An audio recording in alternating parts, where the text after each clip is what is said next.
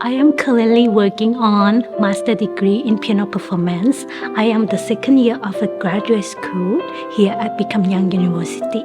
I grew up in the musical family where my dad is a guitarist, and every day we practice together as a family. And first, when I touch the piano key, I feel like it is truly the instrument that I can learn.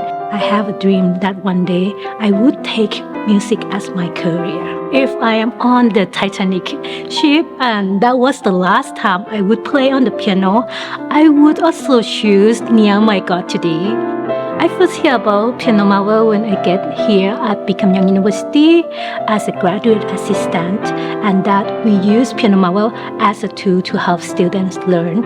It helps students feel less stressed, as well as it helps students gain more confidence. I wish I know about Piano Marvel and how to practice like a pro before. I use it this morning as well to prepare before I come to school. It's helpful. Sasser. I love Sasser. I personally love BYU 10 out of 10 because I feel like I have been growing so much in these 2 years, and I really want to continue being here. One day I want to go back to Thailand, my home country, and to be able to serve as an adjunct faculty or piano teacher for the piano group, and to share their love in music and to bring music alive.